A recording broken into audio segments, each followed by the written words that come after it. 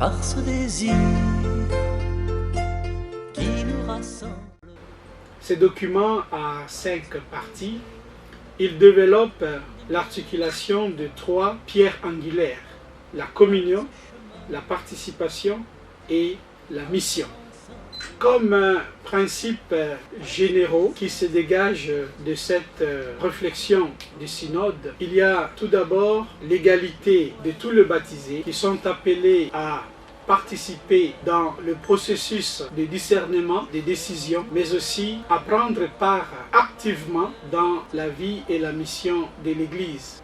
Il y a l'exigence de la conversion de relations. Les relations sont appelées à se renouveler, à être évangélisées pour que tous ensemble on valorise la voix de chacun, l'expérience de chacun, parce que en dehors de nous, il y a d'autres expériences significatives qui se déroulent et l'Esprit Saint parle au cœur de chaque personne, de chaque expérience.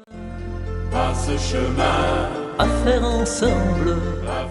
Cette communion s'enracine avant tout dans l'union avec Dieu Trinité et qui appelle à la conversion de relations entre les hommes par le Christ et dans l'Esprit Saint. Cette communion se réalise par l'égalité des dignités baptismales. C'est tout baptisé qui est appelé à vivre profondément cette union avec la Sainte Trinité, union qui s'exprime dans la communion avec l'Église et le chemin que l'Église est en train de faire.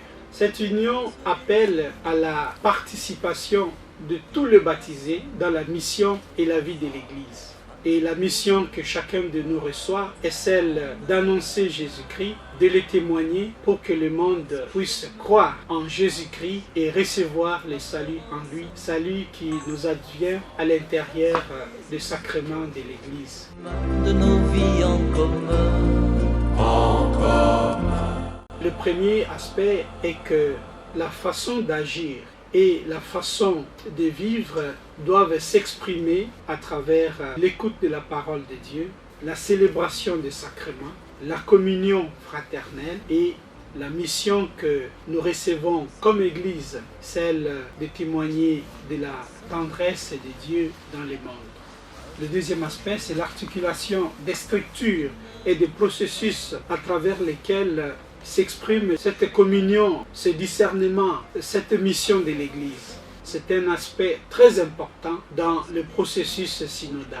Il y a des structures à l'intérieur desquelles le processus synodal se déroule. Et dans ces structures, on n'agit pas de manière désordonnée. Tout se fait sous la vigilance pastorale de l'autorité de l'Église. Et donc, au bout du discernement, lorsqu'il y a ce qu'on a appelé le making decision, dans l'élaboration de la décision, élaboration à laquelle participe tout le monde, et même lorsqu'on arrive à la phase de taking decision, la phase de prise de décision, tout ce processus se déroule sous la vigilance de l'autorité de l'Église. Ça, c'est un aspect très important à souligner. Le processus synodal ne va pas en ordre dispersé. Chacun ne fait pas ce qu'il veut. On écoute tout le monde, on consulte tout le monde, on qualifie l'expérience que chacun vit et au bout du discernement, la décision est prise, mais sous la vigilance d'une autorité qui endosse la responsabilité et vérifie si la décision prise est en syntonie, en conformité avec l'enseignement de l'Église, avec la tradition de l'Église et avec le besoin de notre monde.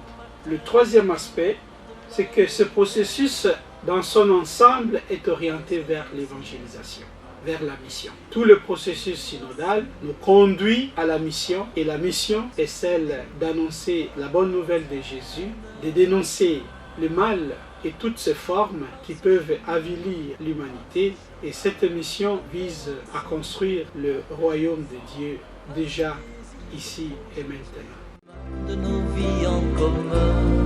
En commun.